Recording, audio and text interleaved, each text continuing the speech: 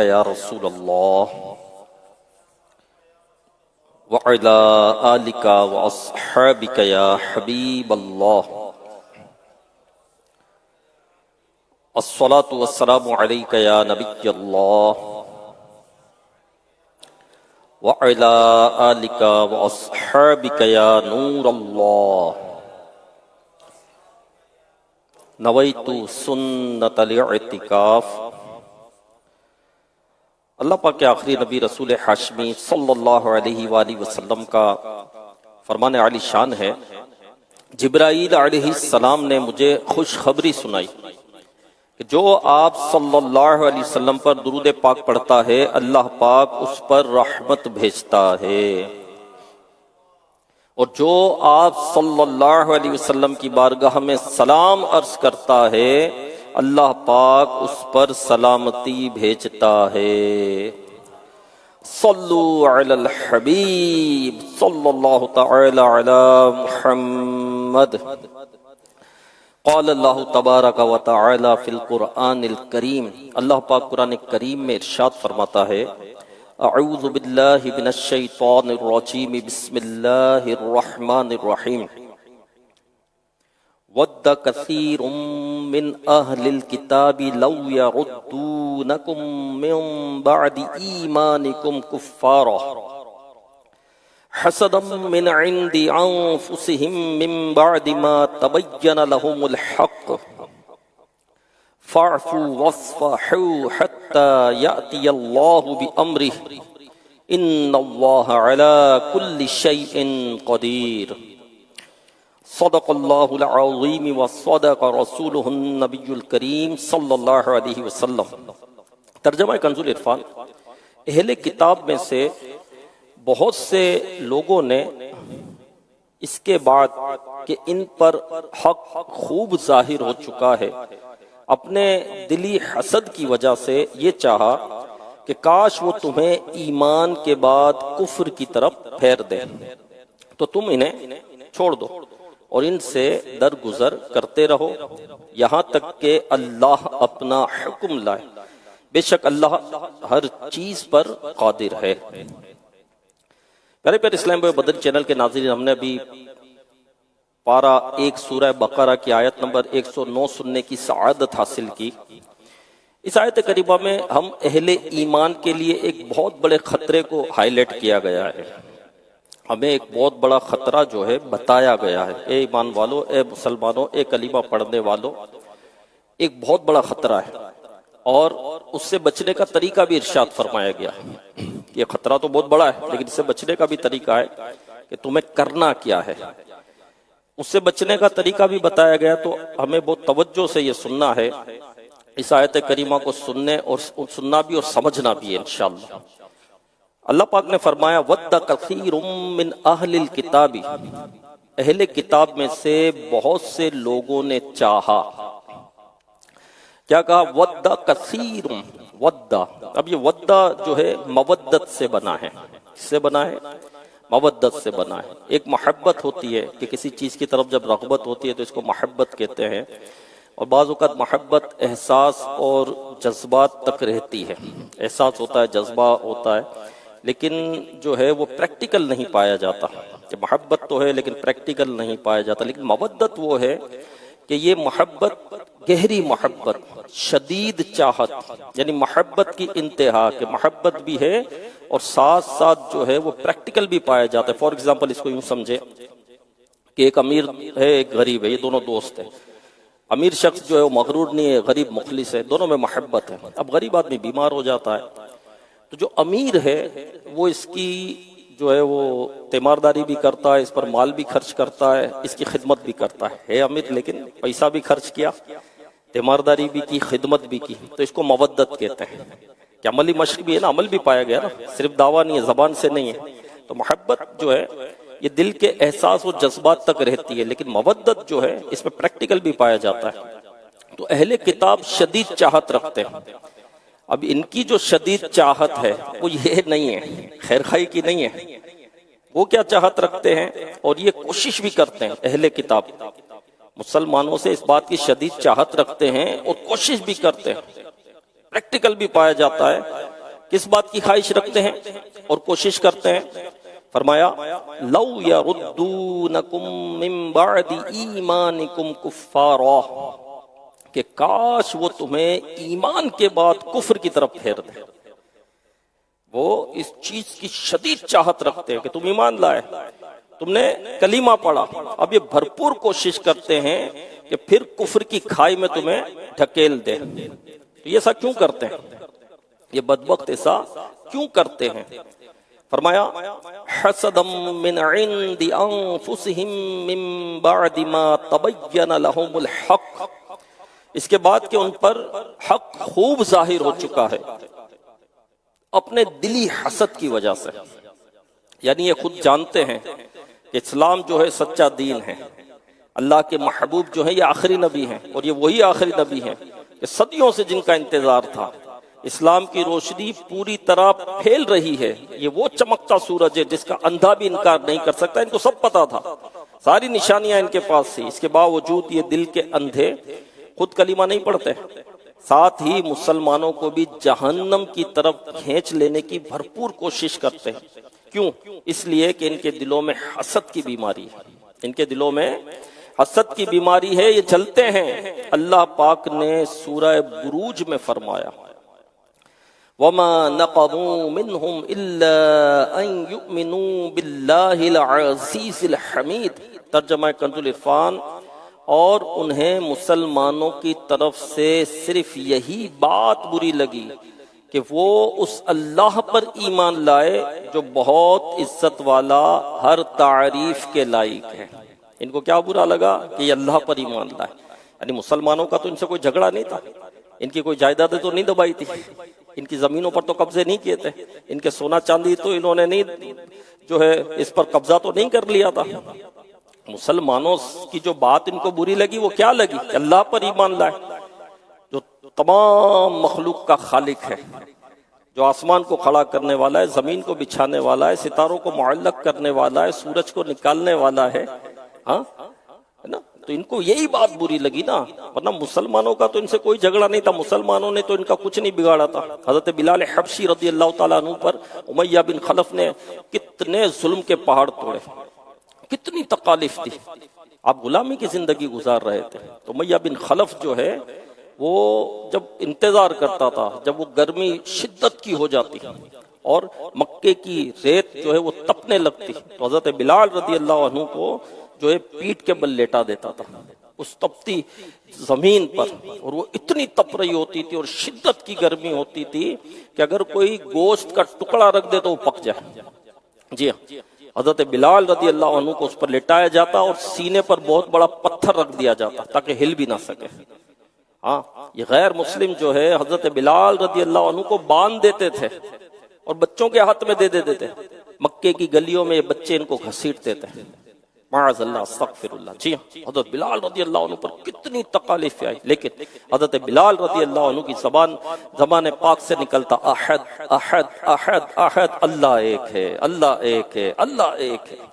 اتنا ظلم اسی لیے ڈھایا نا کہ تم ایمان لائے، تم ایمان سے پھر جاؤ. لیکن حضرت بلال رضی اللہ عنہ کے کردار نے بتا دیا کہ تم کچھ بھی کر لو، ظلم و ستم کی جتنی چاہے آندھیاں جو ہے وہ انڈیل دو، لیکن میں ایمان سے نہیں ہٹنے والا. اللہ ایک ہے، اللہ ایک ہے، اللہ ایک ہے.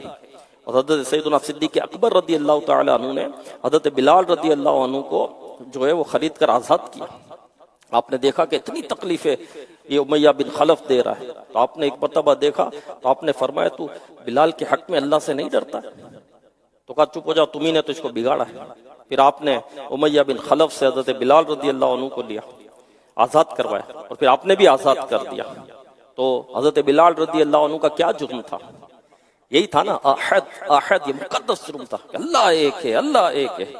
حضرت عمار بن یاسر رضی اللہ عنہ نے ابو جہل کا کیا بگاڑا تھا؟ کیا بگاڑا تھا؟ اچھا، یہ خاندان بھی غلامی کی زندگی گزار رہا تھا. اب تو آپ کی جو والدہ حضرت سمیہ رضی اللہ عنہ، اس کو ابو جہل نے قتل کیا، نیزہ مار کر قتل کیا.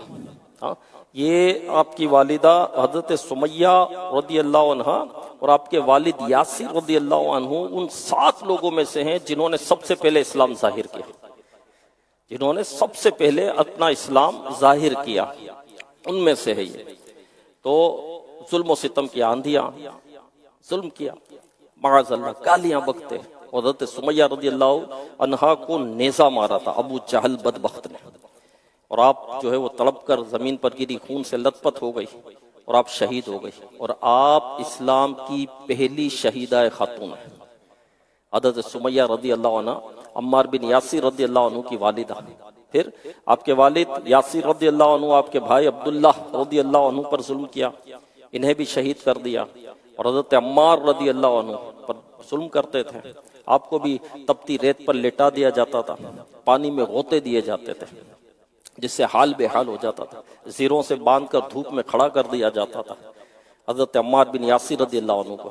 اور جب غزوہ بدر میں ابو جہل مارا گیا، سرکار علیہ الصلوۃ والسلام نے حضرت عمار بن یاسر رضی اللہ عنہ سے فرمایا کہ دیکھو تمہاری والدہ کا بدلہ تمہارے رب نے لے لیا۔ تو کیا بگاڑا تھا؟ کچھ بھی نہیں، بس یہ جھلتے تھے، انہیں بس یہی تکلیف تھی کہ یہ اللہ واحد و قہار پر ایمان کیوں رکھتے ہیں، کیوں رکھتے ہیں، توحید کو کیوں مانتے ہیں، محمد صلی اللہ علیہ وسلم کا کلمہ کیوں پڑھتے ہیں۔ بس اسی تکلیف، اسی جلن کی وجہ سے یہ لوگ مسلمانوں کے خلاف سازشیں رچاتے رہتے تھے، اور بھرپور کوشش کرتے ہیں کہ کسی طرح مسلمان اپنے دین کو چھوڑ کر جہنمیوں کی صف میں کھڑے ہو جائیں۔ تو یہ جو ہے یہ خطرہ بیان کیا گیا جو ہمارے ایمان کو ہر وقت لاحق ہے۔ ہاں، اس میں ہمارے لیے بہت سارے تربیت کے مدری پھول ہے کہ اتنے سارے ڈاکو ہمارے ایمان چھین لینے، جھپٹ لینے کی کوششیں کر رہے ہیں۔ اب ہم کو کیا کرنا ہے؟ اللہ پاک نے فرمایا فَاعْفُوا وَاصْفَحُوا، تو تم انہیں چھوڑ دو اور ان سے درگزر کرتے رہو۔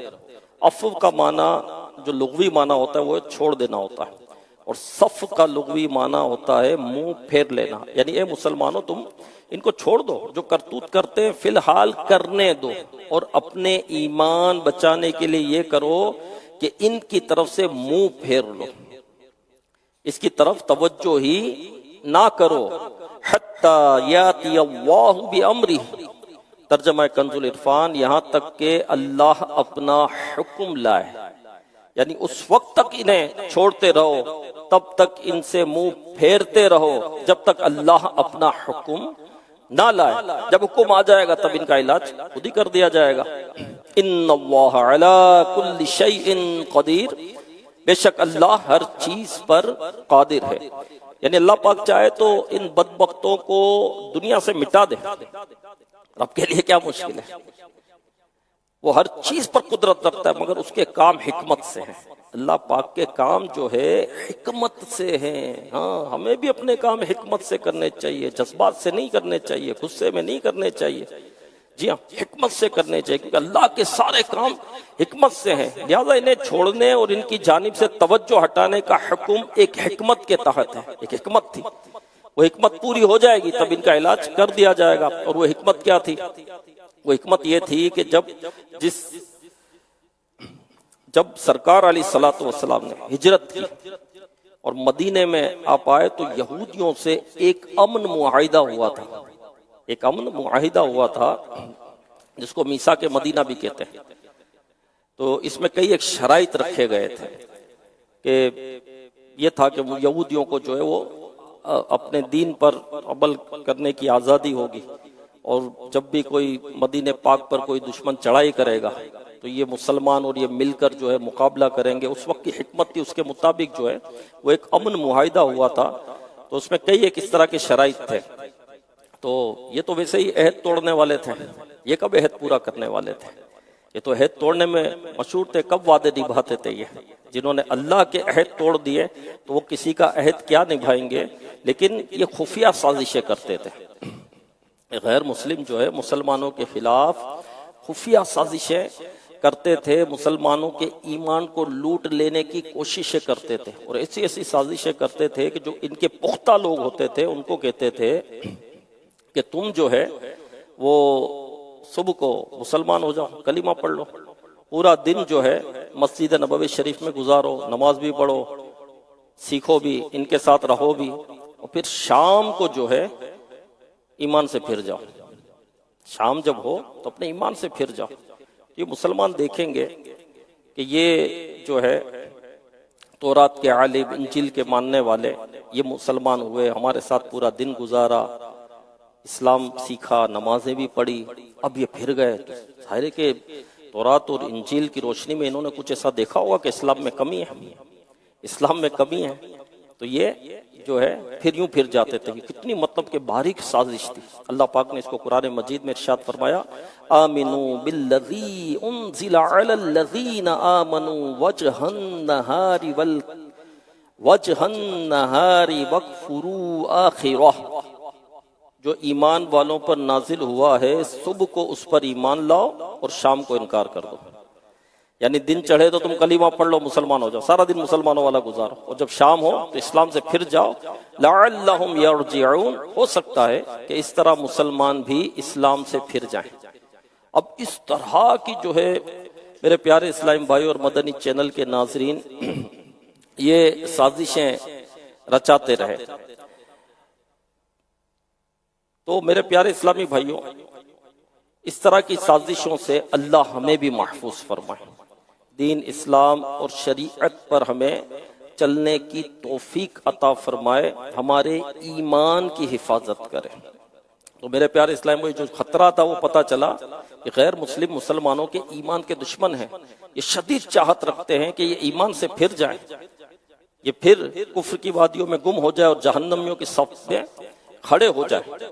ٹھیک ہے، تو ایمان جو ہے میرے پیارے اسلام بھائیو، سب سے بڑی نعمت، سب سے بڑی دولت جو ہے ہمارا ایمان ہے۔ ایمان نہیں تو کچھ بھی نہیں، ایمان ہوگا وہ مسلمان ہوگا نا، اور جنت بھی ایمان والوں کے لیے، مسلمانوں کے لیے۔ بعض مسلمان معاذ اللہ استغفر اللہ اپنے گناہوں کے سبب جو ہے وہ جہنم میں جائیں گے، لیکن پھر وہ جنت میں آ جائیں گے، وہ جنت مسلمانوں کے لیے۔ لیکن جو غیر مسلم ہے وہ کبھی بھی جنت میں نہیں آئیں گے، وہ ہمیشہ جہنم میں رہیں گے، چاہے کتنے اچھے کام کر لے، چاہے کتنے غریبوں کی مدد کر لے، کتنی ویلفیئر کر لے، کتنے پریشان حالوں کی پریشانیاں دور کر دے، غم زدوں کے غم دور کر دے، چاہے کتنی ہی ترقیاں کر لے، چاہے کتنی ہی دنیا بنا لے، چاہے کتنے ہی بظاہر عقل مند ٹھہرے۔ یہ عقل مند تو وہی ہے جو ایمان لائے، عقل مند تو وہی ہے جو مسلمان ہے، جس کو اسلام سمجھ آ گیا، جس کو دین سمجھ آ گیا۔ عقل مند تو وہی ہے، عقل مند تو وہی ہے نا جو اپنے رب کو ایک مانتا ہے، اس کی بارگاہ میں سربا سجود ہوتا ہے، کیونکہ عقل مند وہی ہے کہ میرے رب نے مجھے سب عطا کیا، وہ میرا مالک ہے، زندگی کی نعمت اس نے مجھے دی، انسان مجھے اس نے بنایا، جانور مجھے نہیں بنایا، وہ کھلا رہا ہے، وہ پلا رہا ہے، وہ پال رہا ہے، اور کیسی کیسی نعمتیں میرے رب نے عطا کی، تو مجھے اپنے رب کی بارگاہ میں حاضری دینی، مجھے اپنی رب کی نافرمانی نہیں کرنی، اپنے رب کے در سے مجھے دور نہیں ہونا، مجھے باغی نہیں بننا۔ نافرمانی ہو جاتی ہے، انسان ہے، نفس ساتھ لگا ہوا ہے، شیطان ساتھ لگا ہوا ہے، گناہ ہو جاتے ہیں، غلطیاں ہو جاتی ہیں، لیکن رب میرا ایک ہے، اس کو مانتا تو ہے نا۔ تو اللہ نے ساری نعمتیں عطا کی، ایمان کی دولت دی، تو ایک مسلمان جو ہے رب کو مانتا ہے، اور ان کو جو یہ مانتے ہی نہیں ہیں، یہ تو رب کا ہی انکار کر دیتے۔ ہاں، اس طرح کی چیزیں الحاد، اور یہ کیا ہے، رب کا انکار کرتے ہیں کہ کوئی اللہ نہیں، بس دنیا کا نظام ایسے ہی چل رہا ہے، آسمان خود ہی کھڑا ہوا ہے، زمین خود ہی بچھی ہوئی ہے، یہ سارا سسٹم یوں ہی چل رہا ہے۔ میرے پیارے اسلامی بھائیوں، ایک گھر بھی کیا خود ہی خود بن جاتا ہے، ایک کرسی بھی کیا خود ہی خود بن جاتی ہے، اتنا سے ایک پیالہ کہ خود ہی خود بن گیا، آسمان کیسے خود کھڑا ہو گیا، زمین کیسے بچھ گئی، ہے نا۔ کوئی ہے جو نظام ہستی چلا رہا ہے، وہی خدا ہے، وہی خدا ہے۔ تو میرے پیارے اسلام بھائی، ایمان کی حفاظت سب سے زیادہ ضروری ہے، ایمان سب سے بڑی دولت ہے۔ ہاں، سب سے بڑی دولت جو ہے مال نہیں ہے، سونا نہیں ہے، چاندی نہیں ہے، زمین نہیں ہے، جائیداد نہیں ہے، ایمان سب سے بڑی نعمت اور سب سے بڑی دولت ہے۔ مال بھی نعمت ہے، اولاد بھی نعمت ہے، یہ بھی نعمتیں ہیں، لیکن اس کا نمبر پہلا نہیں آتا۔ سب سے بڑی نعمت کیا ہے؟ ایمان۔ اور سیدنا صدیق اکبر رضی اللہ عنہ فرماتے ہیں کہ ایمان کے بعد جو سب سے بڑی نعمت ہے وہ صحت ہے۔ سیدنا صدیق اکبر رضی اللہ عنہ کا فرمان ہے، یہ ان کا مبارک مہینہ چل رہا ہے، تو ایمان کی حفاظت بہت ضروری ہے، اور ہمارے پاس گارنٹی نہیں ہے کہ ہم ہیں مسلمان لیکن مسلمان ہی دنیا سے جائیں گے، ایسا نہیں۔ ہاں، اس طرح ہے کہ مسلمان کے گھر میں پیدا ہوئے، مسلمانوں والی زندگی گزاری، موت بھی اسلام پر آئی، ایمان پر آئی۔ غیر مسلم کے گھر میں پیدا ہوئے، غیر مسلموں والی زندگی گزاری، اور موت بھی کفر پر آئی۔ مسلمان کے گھر پہ پیدا ہوئے، مسلمانوں والی زندگی گزاری، لیکن موت ایمان پر نہیں آئی۔ ہاں، ایسے بھی لوگ ہیں جو مرتد ہو گئے، کافر ہو گئے اور دنیا سے گئے، معاذ اللہ، استغفر اللہ، اللہ ہمارے ایمان کی حفاظت فرما۔ اور غیر مسلم کے گھر پیدا ہوئے، غیر مسلموں والی زندگی گزاری، خاتمہ ایمان پر ہوا، اللہ نے ان کو ایمان کی دولت عطا کر دی، ایمان کی نعمت عطا کر دی۔ تو ایمان کی دولت جو ہے یہ بہت بڑی دولت ہے، بہت بڑی نعمت۔ ایمان ہے تو سب کچھ ہے، پھر نیکی بھی ملے گی، ثواب بھی ملے گا، اجر بھی ملے گا۔ ایمان نہیں ہے، کتنے ہی نیک کام کر لو، ثواب نہیں ملے گا، اجر نہیں ملے گا، آخرت نہیں ملے گی، جنت نہیں ملے گی۔ جی ہاں، یوں سمجھیے کہ ایک شخص تھا، ایک مثال سے میں سمجھانے کی کوشش کرتا ہوں۔ ایک شخص تھا، بڑا غریب تھا، گاؤں میں رہتا تھا، کلاش تھا، تنگ دست تھا۔ وہ ایک جگہ پر بیٹھا ہوا تھا تو ایک اللہ کے نیک بندے وہاں سے گزرے، اور اس نیک بندے نے، گرمی کا موسم تھا، کہا بھائی پانی پلا دو۔ انہوں نے فوراً پانی پلا دیا اس شخص نے، تو پیاس بجھی، ٹھنڈک ہوئی، راحت ملی، سکون ملا۔ تو کہا کہ تم کو میں انعام دیتا ہوں۔ تو اس نے ہاتھ بڑھایا تو اس ہاتھ پر اس نے 1 لکھ دیا اس اللہ والے نے۔ اب ہوا یہ کہ اس کو روزانہ 1 روپیہ ملنے لگا، 1 لکھ دیا تو 1 روپیہ ملنے والا ملا، 1 روپیہ ملنے لگا۔ یہ تو بڑا خوش ہو گیا کہ روپیہ مل رہا ہے بیٹھے بیٹھے۔ پھر وہاں بیٹھا تھا، کچھ وقت گزرا تو ایک اور اللہ والا وہاں سے گزرا، اس کو بھی اس نے پانی پلا دیا۔ تو اس نے کہا لاؤ میں تم کو تحفہ دیتا ہوں۔ ہاتھ بڑھایا تو ہاتھ پر 1 لکھا تھا تو اس نے 0 بنا دیا، تو 1 تو لکھا ہوا ہی ہے، اب اس کو 10 روپے مل رہے ہیں روزانہ۔ پھر کچھ وقت گزرا تو ایک اور شخص گزرا اسی طرح، تو اس کو بھی پانی پلایا تو اس نے 1 اور 0 بنا دیا، تو روز 100 روپیہ مل رہا ہے۔ ایک اور گزرا تو 1000 روپیہ اب روز مل رہا ہے۔ اب یہ تو بڑا امیر و کبیر ہو گیا، مال کی ریل پیل ہو گئی۔ اب جو ہے جب مال کی ریل پیل ہو گئے تو جب مال آتا ہے تو تکبر بھی آ جاتا ہے، غرور بھی آ جاتا ہے۔ اب پہلے بیٹھ کر خود پانی پلاتا تھا یہ، اب اس نے اپنی عزت میں اس کو کبھی محسوس کیا کہ میں تو اتنا مالدار، اتنا پیسے والا، اتنی دولت والا ہوں، اب میں پانی پلاؤں؟ تو اس نے پانی پلانا چھوڑ دیا، وہاں بیٹھنا بھی اس نے چھوڑ دیا۔ روز 1000 روپیہ مل رہا ہے، پیسوں کی ریل پیل ہے۔ وہی پہلے والے بزرگ جنہوں نے 1 لکھا تھا، ان کا گزر پھر وہاں سے ہوا تو دیکھا کہ وہ شخص تو یہاں نہیں ہے، تو پوچھا کسی نے وہ کہاں گیا؟ تو وہ تو بڑا امیر و کبیر ہو گیا، بڑا پیسہ آ گیا اس کے پاس۔ اچھا کہاں ہے وہ؟ وہاں ہے، یہ ملنے وہاں چلے گئے۔ جب جا کر دیکھا تو مغرور ہو چکا تھا، بڑا غرور اس کے اندر آ گیا تھا۔ تو آپ نے جو ہے اس کے ہاتھ سے 1 مٹا دیا۔ اب 1 جب مٹا دیا تو پھر 3 0 0 ہے، 0 تو 0 ہوتے ہیں، 0 تو کچھ بھی نہیں ہے۔ 0 آپ 1 2 3 کر لو تو 0 ہی ہے، لیکن اس سے پہلے 1 ڈالو تو 1000 ہو جاتا ہے۔ 4 0 کر لو کچھ نہیں ہے، 1 اس سے پہلے ڈالو تو 10,000 ہو جاتا ہے۔ 5 0 کر لو تو کچھ بھی نہیں ہے، 1 پہلے ڈالو تو 1,00,000 ہو جاتا ہے، ٹھیک ہے نا۔ 7 0 ڈال دو، پہلے کچھ نہیں ہے تو 0 ہی ہے سارے کے سارے، لیکن 1 ڈال دو تو کیا ہو جاتا ہے؟ 1 کروڑ ہو جاتا ہے۔ اسی طرح رب بنتا ہے، اسی طرح خرب بنتا ہے۔ تو ایک جو ہے نا یہ ایمان ہے، کہ جب ایمان ہے تو ساری نیکیاں ہیں، جو بھی نیک عمل کرو گے اس کا اجر بھی ملے گا، اس کا ثواب بھی ملے گا، اور اللہ راضی بھی ہوگا۔ ایمان ہے تو بندہ رائے خدا میں ایک کھجور بھی دیتا ہے تو اللہ پاک اس کھجور کو اپنے پاس رکھتا ہے، اس کو پالتا ہے۔ اس کھجور بھی ایک رائے خدا میں دیتا ہے تو اللہ پاک اس کو پالتا ہے، یہاں تک کہ محشر کے روز اس کو پہاڑ کے برابر وہ کھجور کی نیکیاں ملے گی۔ ایک کھجور رائے خدا میں دے، اور کوئی اربوں روپیہ خرچ کر دے، ایمان نہیں ہے، اچھے کام میں خرچ کیا لیکن ایمان نہیں ہے تو اس کو ملنا کچھ نہیں ہے۔ تو ایمان جو ہے جب ہے، اور جس کا ایمان جتنا مضبوط اس کے مطابق اس کو نیکیاں ملے گی، اس کے مطابق اس کو ثواب ملے گا، اس کے مطابق اس کو اجر ملے گا، اور اللہ کے خزانوں میں کمی نہیں ہے۔ ایک بیج بھی جو زمین میں بوتا ہے تو اللہ پاک 7 بالیں نکالتا ہے، اور ہر بال میں 100 دانے، ایک دانے سے 100 دانے نکالتا ہے اللہ پاک۔ ہاں تو 700 گنا بھی ثواب عطا کرتا ہے۔ بلکہ حج پر جو جاتا ہے، اور جب وہ حج کے لیے مکے سے چلتا ہے، جو ہے منا جانا ہے، عرفات جانا ہے، پھر مزدلفہ آنا ہے، جو وقت گزارتا ہے وہ، تو جب پیدل جو حج کے لیے اس طرح جائے تو اس کو ہر قدم پر 7 کروڑ نیکیاں ملتی ہے۔ میرا رب کتنا عطا کرتا ہے، ایک ایک قدم پر جو ہے کروڑوں نیکیاں اس کو عطا ہوتی ہے۔ کیوں؟ ایمان ہے، اصل ایمان ہے میرے پیارے اسلامی بھائیوں۔ تو ایمان کی فکر ہمیں کرنی ہے، ایمان کی حفاظت کی ہمیں کوشش کرنی ہے کہ یہ سب سے بڑی دولت ہے، ہمارا سب سے بڑا سرمایہ ہے۔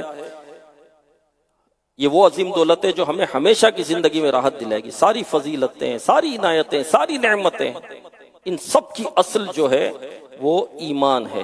اور جس کے پاس ایمان نہیں ہے، جس کے پاس ایمان نہیں ہے، وہ حقیقت میں انسان کہلانے کا حقدار بھی نہیں ہے۔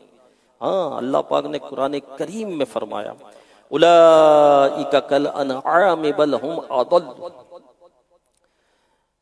یہ لوگ جانوروں کی طرح ہیں بلکہ ان سے بھی زیادہ بھٹکے ہوئے۔ کیا فرمایا؟ اولئک کالانعام بل ہم اضل، یہ لوگ جانوروں کی طرح ہیں بلکہ ان سے بھی زیادہ بھٹکے ہوئے۔ اور یہ ایک لوجیکلی گفتگو ہے۔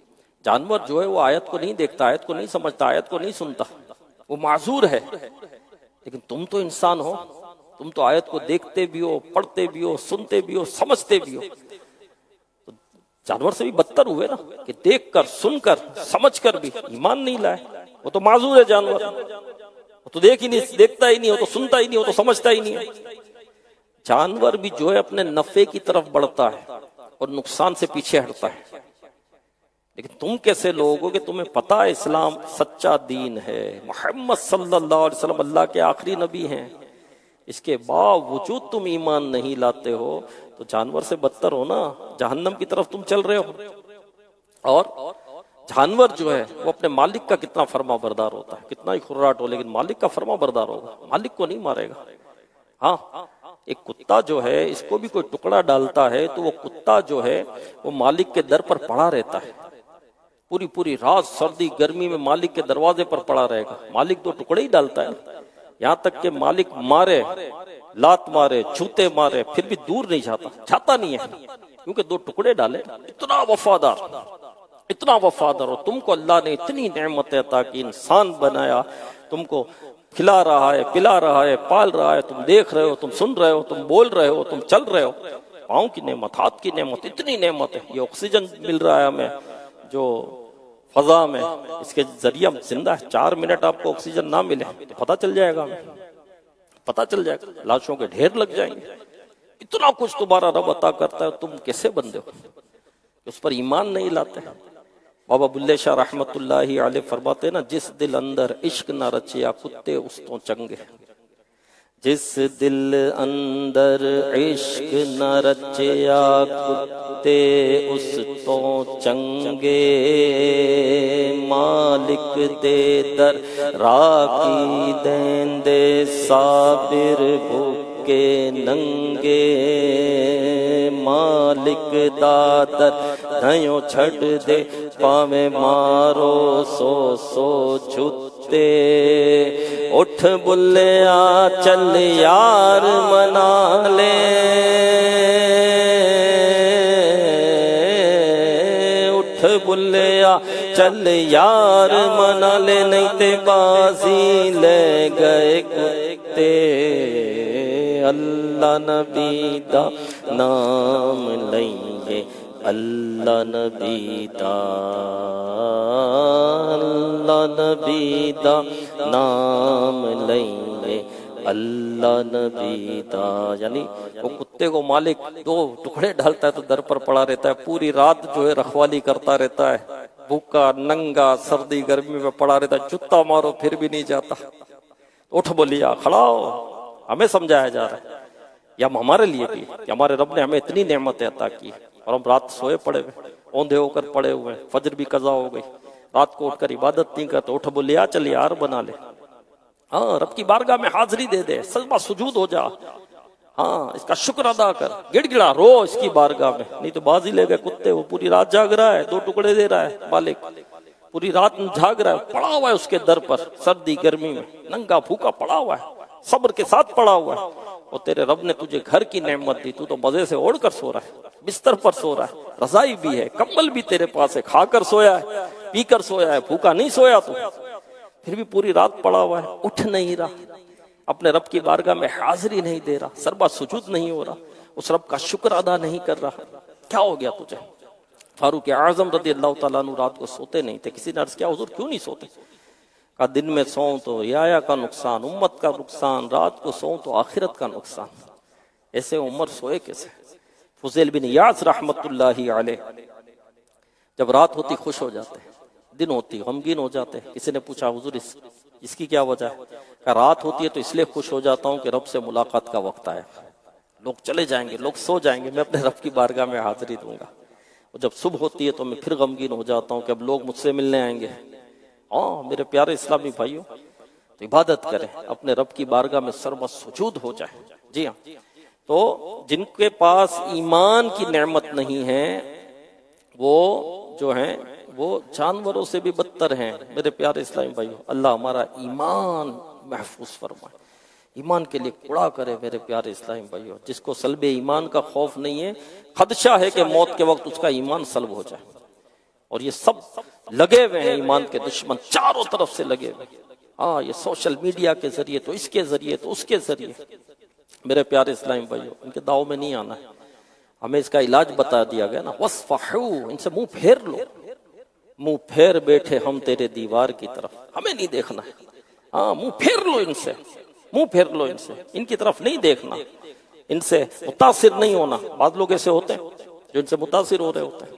جی، مومن کی علامت یہ ہے، سنیں مومن کی علامت کیا ہے؟ مومن کی علامت یہ ہے کہ غیر مسلم جو ہے اس سے ناخوش ہو اور وہ خوش ہو۔ مومن کی علامت کیا ہے؟ غیر مسلم اس سے ناخوش ہو، یہ مومن کی علامت ہے۔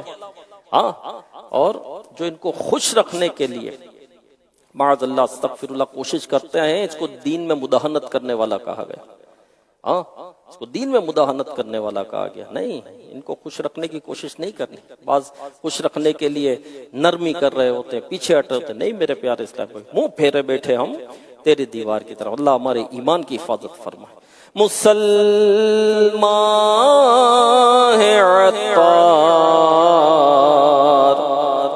تیری عطا سے مسلمان ہے عطار، تیری عطا سے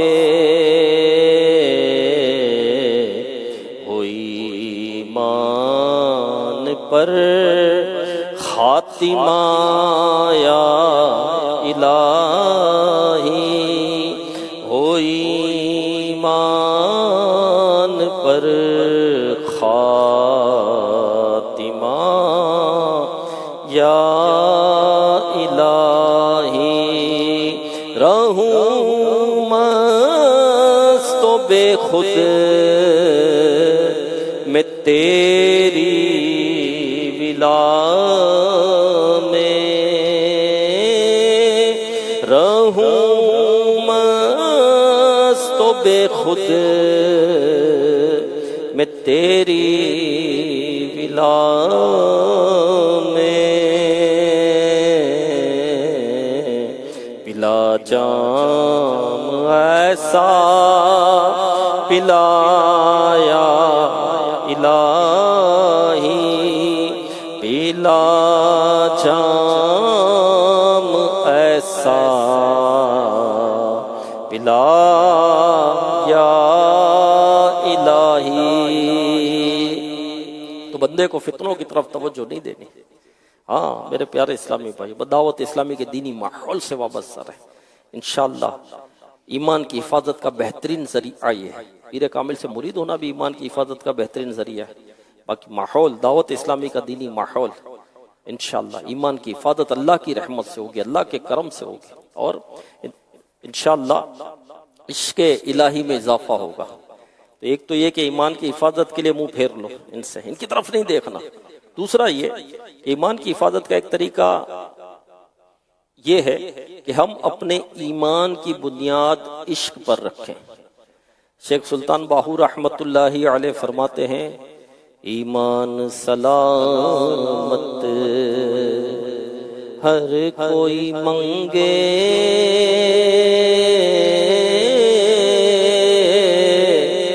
عشق سلامت کوئی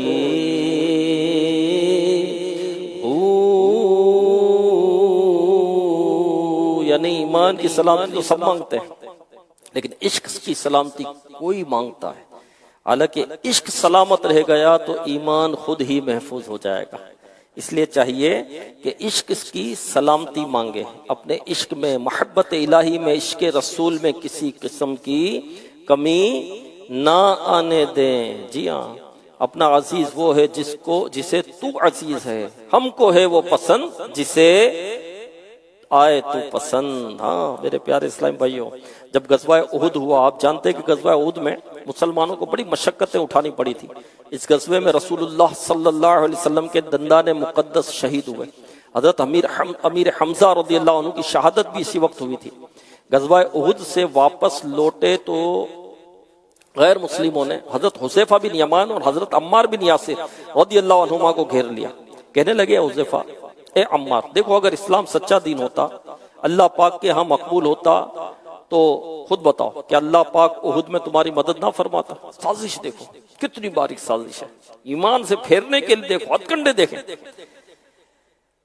کیا معاذ اللہ اللہ پاک کی اتنی قدرت بھی نہیں کہ اپنے مقبول دین اور پیارے بندوں کو مٹھی بھر غیر مسلموں کے خلاف مدد فرمائے؟ اس سے ثابت ہوتا ہے کہ اسلام سچا دین نہیں ہے۔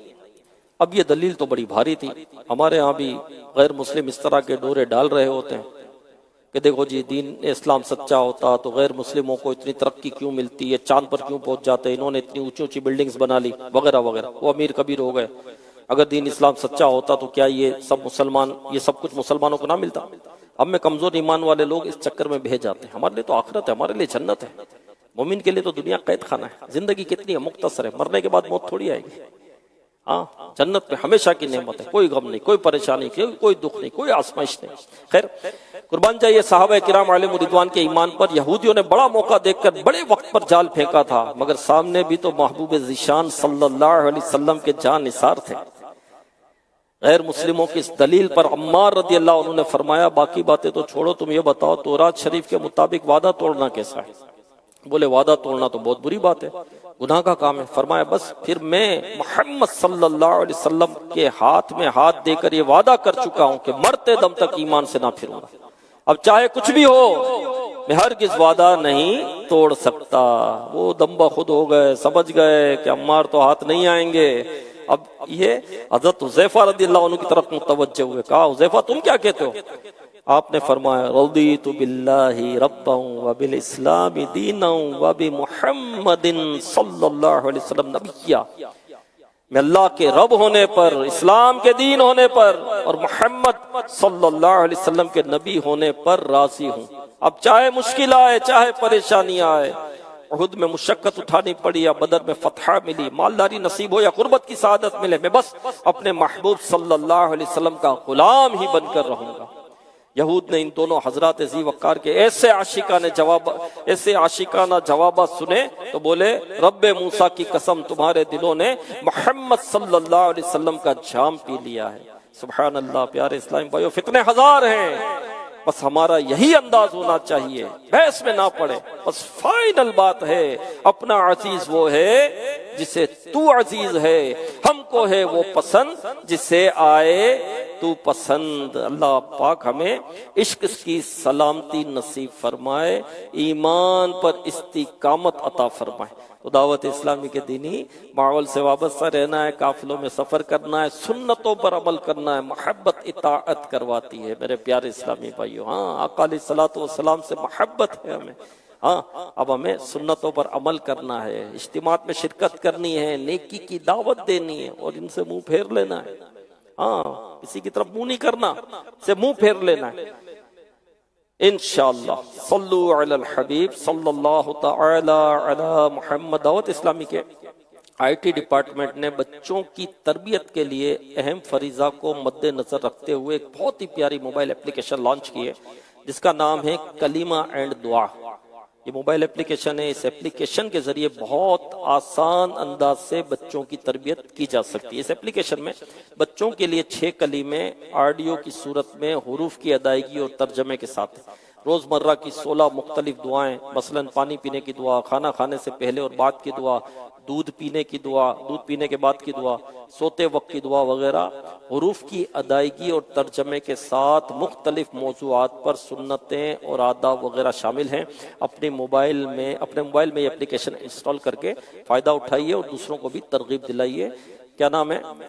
کلمہ اینڈ دعا اس اپلیکیشن کا نام ہے۔ ایک دعا بھی ہم سیکھتے ہیں کہ جو کوئی روزانہ کسی بھی وقت اللہ پاک کا پیارا نام یا فتاح یا فتاح پڑھیں، یا فتاح یا فتاح یا فتاح، جو کوئی روزانہ یہ پیارا نام 7 بار پڑھے، انشاءاللہ الکریم اس کا دل روشن ہوگا۔ اللہ پاک ہمیں عمل کی توفیق عطا فرمائے، آمین، بجاہ خاتم النبیین صلی اللہ علیہ وسلم۔ صلو علی الحبیب صلی اللہ علی محمد۔